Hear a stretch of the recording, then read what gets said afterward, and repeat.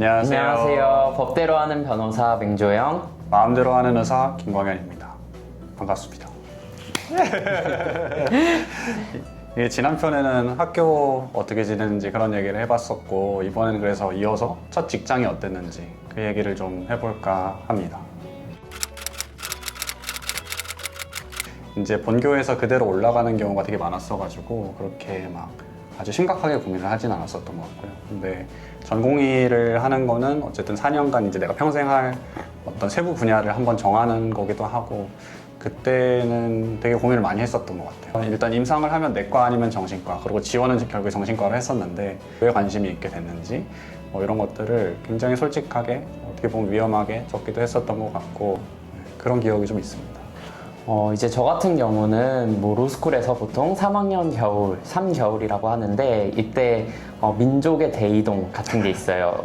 그때 이제 저도 사실 1겨울에 다른 로펌이 됐다가 변시 끝나고 한 번 더 옮기고, 그리고 이제 3학년 겨울 변호사 시험 끝나고 또 한 번 더 옮기고, 이런 식으로 총 2번을 옮겼던 것 같아요. 그래서 그때 옮긴 게 좀 기억이 나고, 그리고 이제 변호사 시험을 끝나고 제가 면접을 보러 다니기 시작을 했는데, 사실 변호사 시험이 끝나고 바로 이틀 후에 면접이 잡혔어요.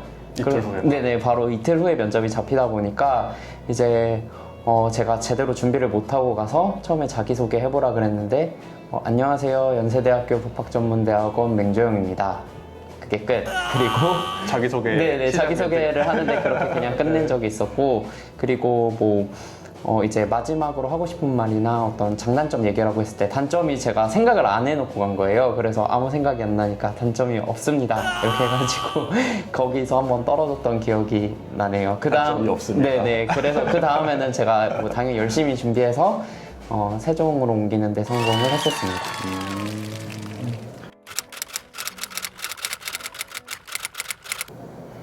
저는 그때가 마취과 돌고 있었던 때인 것 같거든요. 그러니까 인턴이랑 레지던트 시작 일자가 28일까지, 2월 28일까지 인턴이고 3월 1일부터 바로 합격하게 되면 그 전공의를 시작하는 거여가지고, 그때 아직 인턴일 때 이제 면접도 보고 결과도 듣게 되는 거죠.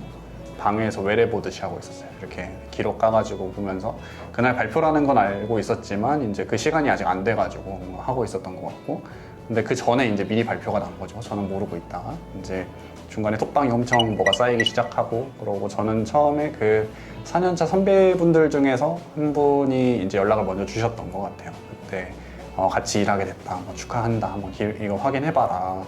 근데 그때 되게 많이 느꼈던 게, 내가 정신과를 진짜 하고 싶었구나. 그러니까 이게 그 전에까지 아니야, 나는 안 돼도 다른 길로 뭔가 의미 있는 일을 할 거야. 물론 그것도 맞았겠지만, 이게 합격한 순간에는 되게 행복하고 뭔가 목표가 하나 이룬 것 같은 느낌이 분명히 들고, 그런 게 있었거든요. 정신과가 인기가 좀 많은 과긴 하죠. 인기가 마니아가 확실히 있는 것 같아요. 요즘에 조금 더 경쟁률이 높아진 것도 있는 것 같고, 근데 그 수가 많지 않더라도 되게 공부 잘하는 친구들 중에서도 지원하고, 연구 성과가 좋은 친구들 중에서도 이렇게 하고, 인성이 좋은 친구들 중에서도 지원을 하고, 그런 식이어가지고. 공연님은 어느 쪽이었어요? 저는 다 아니었던 것 같은데 모르겠네요. 인성이 좀 좋아요. 제가 옆에서 보니까 인성이 좋은 편이 맞는 것 같죠? 감사합니다. 인성이 그렇게 많이 보여요. 좋은 편인 것 같아요. 네. 어떠셨어요? 네, 저 같은 경우는 이제 원래 아까 말씀드린 것처럼 민족의 대이동을 2번을 했었는데, 이제 두 번째 사실 강남권에 있는 로펌에 먼저 됐었어요. 그래서 3학년 겨울에 강남권에 있는 로펌에 돼서 집까지도 다 구해놨는데, 집을 구하고 나서 보니까 이제 졸업식 이틀 전에 사실 세종에서 연락이 왔었거든요. 졸업식 이틀? 네, 제가 사실 면접을 이미 세종 면접을 한 번 본 상태였는데, 그 이후로 면접 연락이 한 번 더 와서, 졸업식 이틀 전이 아니고 이제 출근 이틀 전에 연락이 왔는데, 이게 그래서 원래 강남권 로펌에 가기로 하고 집도 다 구해둔 상태에서 졸업식 당일날 갑자기 세종에서 연락이 와서 면접 한 번 더 볼 수 있냐라고 전화가 온 거예요. 그래서 저야 당연히 갈 수 있다고 하고, 그때 마침 졸업식이니까 정장을 제가 입고 있었거든요. 그래서 그 상태로 바로 광화문에 가서 면접을 한 번 더 보고 당일날 이제 합격을 했는데, 그때 기분이 너무 좋았던 것 같아요. 와, 그럼 졸업식 당일날 연락받고 면접 보러 가서 네, 2차 그날- 면접을 본 거죠. 그때 면접이 원래 1차 면접을 한번 봤는데 아마 이제 뭐 로펌에서도 고민을 하고 있었겠죠. 그 팀 내에서도. 그래가지고 이제 2차 면접 연락을 받고 됐습니다. 그때는 장단점 잘 얘기하셨나요? 네, 그쵸. 장단점 다 준비한 대로 했었고, 그때는 당연히 멘트를 전부 준비한 상태에서 면접을 들어갔습니다. 그게 사실 뭐, 변시 이틀 후에 바로 본 거니까, 뭐 아무런 준비를 안 하고 갔던 게 제가 잘못했던 거죠. 첫 출근. 저희는 3월 1일이 첫 출근 날인 거거든요. 딱 3월을 기점으로 이제 그 전년차들이 하나씩 올라가는 그런 시스템인데, 그래서 2월 28일까지 인턴이고 바로 다음 날은 똑같은 병원으로 출근을 했는데 그때부터는 정신과 전공이었어요. 그래서 이게 가운이 바뀌었던 거, 그거가 되게 일단 기억에 많이 남았고, 인턴 때 가운 막 그 1년간 응급실을 구르고 수술방을 구르고 하면서 좀 이렇게 많이 오염됐던 그런 가운 이제 정리하고 정신과라고 깨끗한 가운으로, 네. 수술 안 하는 가운으로 이제. 그쵸. 수술 안 하고 수술방 안 들어가도 되는 가운으로. 네. 그리고 거기 이제 과도 이렇게 거기는 명시가 돼 있었거든요. 그 전까지는 아마 교육수련부인가 뭐 이렇게 됐다가 그 이후로는 뭐 내과 간 친구들은 내과 누구, 뭐 정신건강학과 누구 이런 식으로. 근데 이게 진짜 좀 신기한 게 학생들도 다 병원에서 이제 실습할 때도 선생님이라고 하지 않아요? 그렇죠. 학생 선생님이라는 단어를 쓰더라고요. 네, 저희는 다 선생님이라고 불러요. 네. 뭐 간호사 선생님, 뭐 학생 선생님, 전공의 선생님, 교수님만 교수님이라고 부르는 거고, 그거 외에는 다 선생님이라고 호칭은 네. 하는 것 같습니다. 네.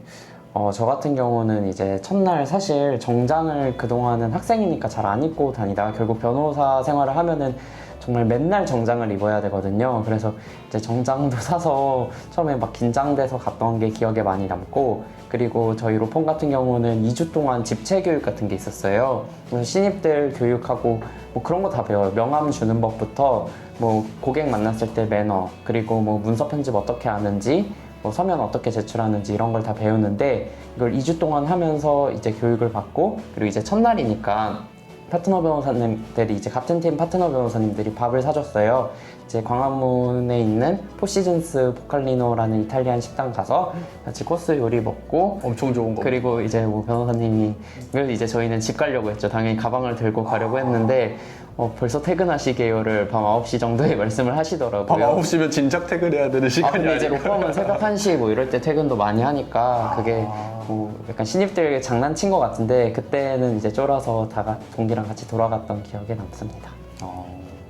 그 교육받는 거 말씀해 주시니까 그건 과마다 좀 다르긴 한데, 그러니까 처음에 정신과를 시작하면 이제 아무것도 모르잖아요. 그리고 인턴 때 했던 거랑도 너무 다른 업무들을 하게 되니까. 그리고 특히 정신과는 인턴도 없었어요. 그래서 미리 거기서 일하거나 분위기를 보거나 이럴 수 있는 것도 전혀 없는 상황이었어가지고, 이제 3월 1일인데 내가 정신과 전공이면 환자도 받고 면담도 하고 이제 이렇게 해야 되잖아요. 근데 그런 준비가 하나도 안 된 상태에서 가는 거니까 엄청 긴장을 했었고, 더 잘하고 싶으니까 더 긴장이 되는 게 있는 거겠죠. 근데 정신과는 그 시스템이 되게 잘 돼 있었어요. 처음 일주일인가 2주일인가. 그리고 사실은 그 뒤에 한두 달까지도 약간 깍두기처럼 모든 거를 윗년차랑 논의해서 결정할 수 있게 해주는 시스템이 있었거든요. 그래서 첫 주는 그냥 정말 4년차 쌤들이 하는 거 옆에 이렇게 붙어가지고 마치 그림자처럼 아무것도 하진 않지만 뭐 응급실 기록, 기록 어떻게 쓰시는지 뭐 이런 거 보면서 배웠던 기억이 있고, 그래서 아마 저는 강남에서 처음 시작을 했던 것 같은데, 거기에서 원래 응급실은 새벽에 많이 오니까 이제 저는 옆에서 자고 있고, 그 사연사 쌤은 옆방에서 원래 의복에서 자고 있고, 그 환자가 오면 연락을 주시기로 했거든요. 그래서 제가 이제 그거 전화를 받고 같이 내려가야 되는 상황인데 너무 푹 자버린 거죠. 그래서 아침에 갔는데 전화가 한 3번 와 있었던 거예요. 그래서 그때 막 엄청 긴장. 사연사 쌤. 그때 연차 차이별로 이게 위계가 좀 빡센가요? 위기가 빡센 과는 아닌 것 같아요. 그리고 막 뭔가 불합리한 그런 거를 요구하는 느낌도 별로 없는데, 근데 제가 일단 엄청 긴장하는 게 있는 거죠. 그리고 4년차 쌤들은 당장 들어오기 직전에 면접 봤던 분들이기도 하고 이래가지고 더 이렇게 긴장되는 게 있었던 것 같아요. 그날 아침에 되게 죄송스러운 마음으로 가서 막 어제 너무 푹 자가지고 정말 죄송합니다 막 이렇게 했었던 기억도 좀 있습니다. 일단 대형 로펌에는 타임 차지 시스템이 있어요. 그래서 타임을 찍고 그 타임별로 이제 고객한테 청구가 되는 제도인데, 구체적으로 이제 6분을 0.1 타임으로 해서 60분이 1타임이 되게 하는 구조입니다. 그래서 1타임별로 이제 고객한테 청구가 되는 건 보통 뭐 1년차 기준으로 한 40만 원대가 청구가 되고 한 타임이요? 네네. 아. 그리고 이제 1시간을 일하면 한 40몇만 원 정도가 청구가 되는 구조인 거죠. 자문 같은 경우 그렇게 하고, 그리고 이제 제 연차 정도면은 한 5, 60만 원 정도대. 그리고 이제 파트너 변호사님들 같은 경우는 뭐 1시간에 100만 원이 넘는 경우도 많습니다. 그래서 이제 유학이나 성과급 기준이 최소 160시간이어서 하는데, 이게 160이라고 하면 사실 주 4로 나누면 40시간밖에 안 돼요. 되게 얼마 안 되는 시간 같잖아요. 근데 이게 사실 정말 밀도 있게 순 공부 시간 개념 마냥 꽉 채운 시간이기 때문에 실제로 160을 찍으려면은 뭐 일주일에 40시간을 찍으려면은 한 7, 80시간은 일해야 40시간 정도가 나옵니다. 그래서 굉장히 이제 정말 빡센 시간인데도 그 160이면 보통은 사람들이 살만하다고 얘기하는 것 같고 200시간 넘는 경우도 굉장히 많습니다. 200시간을 넘게 순 일한 시간이. 네, 그렇게 하려면은 거의 하루에 10시간씩 거의 매일 있어야 돼요. 인수인계가 이제 정신과를 들어오고 나서는 좀 그 텀이 길어졌어요. 한 3달에 한 텀 기준으로 됐어가지고 이제 교수님 기준, 그리고 어떤 파트를 도는지 기준으로 이제 그걸 했던 것 같고, 그리고 한번 정신과에 들어온 이후로는 사실 보는 환자 군이 달라진다는 느낌이지 막 업무 자체가 아주 달라지는 성격은 아니어가지고 뭐 회진 시간이 다르다든지 아니면 뭐 환자 입원했었을 때 어떤 거를 포인트로 OT를 해야 된다든지 뭐 그런 게 달라진 정도여가지고 그렇게 막 어렵지는 않았던 것 같은데, 인턴 때는 진짜 정신 없었거든요. 그때는 사주 간격으로 1년을 사주씩 나누면 13개가 나오니까 13텀을 기준으로 하는데 그때마다 과가 바뀌는 거예요. 막 어떤 땐 내과 갔다가, 그러니까 보통 생각하는 필수과 내외 산소 이거는 무조건 한 번씩은 돌아야 되는 거고 뭐 2번이 될 수도 있고, 그거 외에 뭐 정형, 성형 뭐 있죠? 하여튼 엄청 많아요. 안과, 이비인후과 생각할 수 있는 웬만한 과들은 다 4주 정도씩 한 번씩 돌게 되는 상황이라고 생각하면 되는데, 막 내과 때 막 처방하고 막 열나면 가가지고 막 혈액 채취하고 이렇게 하다가 수술과로 그 다음에 넘어가게 되면 이제 수술방에 환자를 넣었다 뺐다 하는 거, 그리고 뭐 수술 전 협진 챙기는 거, 막 이런 업무가 엄청 달라지는 거죠. 이게 같은 병원에서 일할 때는 그 한 3, 4일 전에 가가지고 뭐 인계장 받고 읽고 가서 물어보고 하는 거 옆에서 보면서 어떻게 하는지 확인하고 막 이런 식으로 해야 됐던 기억이 있고, 그리고 비슷하게 할 수 있는 업무들이야 뭐 나중에 가면은 별로 인수인계를 안 하기는 하지만 특수한 과 같은 거, 안과라든지 아니면 뭐 수술방에서 어떤 세팅을 해야 된다 뭐 이런 상황이라든지 그런 거는 꼭 그 전에 대면을 해가지고 배우고 했었던 기억이 있습니다. 그리고 로펌에는 서포트하는 팀들이 많아요. 그래서 이게 사람들 결국 타임으로 청구를 하는 구조다 보니까 변호사들 시간이 결국 돈이 되는 구조이잖아요. 그러다 보니까 이제 각 변호사별로 비서님들도 이렇게 배정해 주시고, 그리고 뭐 등기팀, 뭐 리서치팀, 뭐 여러 가지 팀들이 있어서 이제 각 업무 도와주시고, 그리고 이제 뭐 법원이나 이런 데 이동할 때 뭐 제네시스 차량이랑 운전사분께서 배정이 돼가지고 이동도 하고, 네 맞습니다. 좋은 차를 타고서는 뒤에서 업무 보면서 갑니다. 네, 그런 식으로 많이 하는 것 같아요. 진짜 그 변호사는 변호사 많이 할 수 있는 일을 할 수 있게 다 세팅을 해놓는. 근데 그렇지도 않아요. 사실 짜치는 일도 되게 많이 해가지고 네, 짜치는 일도 정말 많이 해서 꼭 그렇지는 않고 이제 먼저 말씀하시죠. 저요? 네. 이런 일까지 해야 돼. 그 형식적인 일들. 근데 아까 짜치는 일이라고 표현하셨지만 그런 느낌이 드는 게, 이제 너무 바쁘다 보니까 처방을 그때그때 못 할 때가 있잖아요. 그러면 뭐 열이 나서 타이레놀을 준다 이런 것들은 구두 처방을 할 수 있게 해두는 게 있는데, 그거를 결국에 일정 시점 전에는 다 처방을 넣어야 되는 거거든요. 그래서 이제 입원 환자 창 들어가가지고 하나씩 처방 넣는 거 그런 거나, 그리고 다음날 처방이 넘어가도록 하는 버튼이 있어요. 그거를 누르는 게 업무였거든요. 그건 자정 전에 꼭 눌러야 되고, 안 그러면 그 다음날 하나하나 처방해야 되고 막 이런 게 있어가지고 귀찮아지는 뭐 그런 데일리 넘기는 거 이런 것들이 되게 형식적인 업무였어서 그런 게 좀 생각이 나고, 그리고 이제 의사가 해야 되는 거기는 하지만 되게 하기 싫은 그런 것 중에 하나가 응급실에서, 그리고 또는 내과, 뭐 소화기 내과 이런 데에서 기억이 있는데, 그 변을 엄청 못 보면 이렇게 약을 먹잖아요. 일단 우리가 뭐 변비약이라고 하는 것들, 관장제라고 하는 것들을 해봤는데도 안 된다. 그러면 되게 물리적으로 변을 파내주는 과정을 해야 되거든요. 그걸 의사가 직접 해요? 해요. 핑거 에네마라고 해서 인턴 때 하는 거예요? 인턴 때 하죠. 이게 또 변이 오래되다 보면 딱딱해지고 그러면 더 안 나오고 이런 게 있기 때문에 길을 뚫어주는 걸 직접 하는 거죠. 그래서 이렇게 비닐 그 옷 같은 거 2겹 입고 장갑도 2겹 끼고.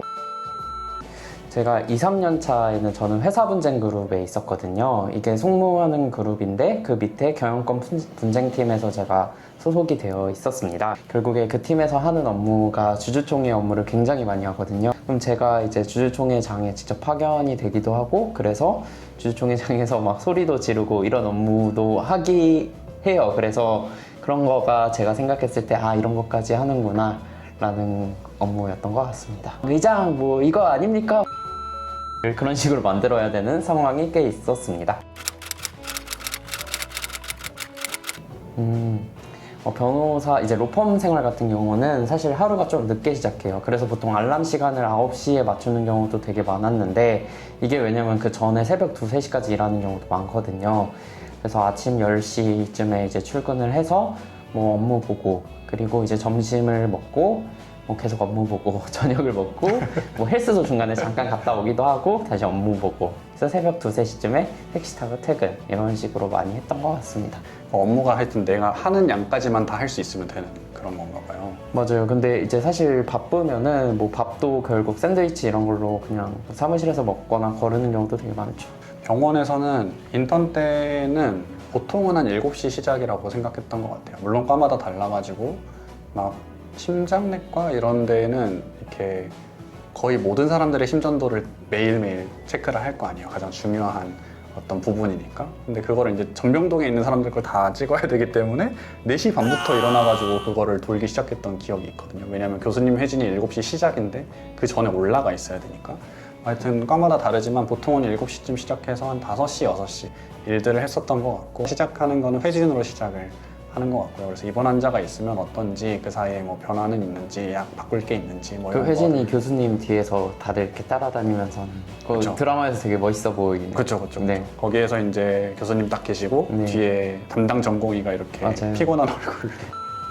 근데 그게 교수님이 멋있어 보이려고 하는 건가요? 아니면 그 법원 같은 경우도 삼각편대라는 게 있대요. 그래서 그 부장판사님 밑으로 이제 좌배석 판사랑 우배석 판사랑 이렇게 연구원들이랑 이렇게 다 따라다니면서 이렇게 대열을 만들어서 다니는 게 있다고 하더라고요. 그냥 다닐 때요. 네네, 보통 그냥 다닐 때도. 그래서 그런 게, 그리고 사실 생각해보면 회진할 때 교수님 밑으로 이렇게 쭈르륵 가는 거랑 되게 비슷한 것 같아서 뭔가 유사한 점이 있는 저는 형식적이지는 않은 것 같아요. 왜냐면 그 담당인은 진짜로 그날 그동안의 어떤 약 처방 이런 걸 다 정리를 해야 되는 것도 맞고, 학생쌤들도 사실은 그거를 배우려고 있는 거다 보니까 네, 그 인원 정도는 항상 붙는 것 같습니다. 네.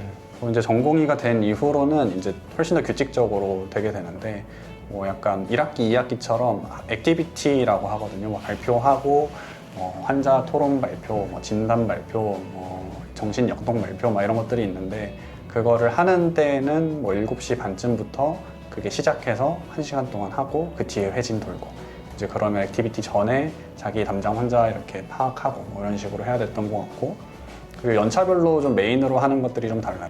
1년차 때는 주로 이제 저희 병원 같은 경우에는 우울증이나 조울증, 그러니까 양극성 장애라고 했던 거, 조현병 이런 환자들을 많이 봤었고, 2년차 때는 그런 환자보다는 조금 더 성격적인 특성이 있는 사람들을 배정받기 시작했던 것 같고요. 2년차 때부터는 또 그 종합병원이다 보니까 다른 과에서 정신과적인 이런 증상들 한번 봐주세요. 그런 것들을 메인으로 보기 시작했던 것 같습니다. 그런 차이가 좀 있었던 것 같아요.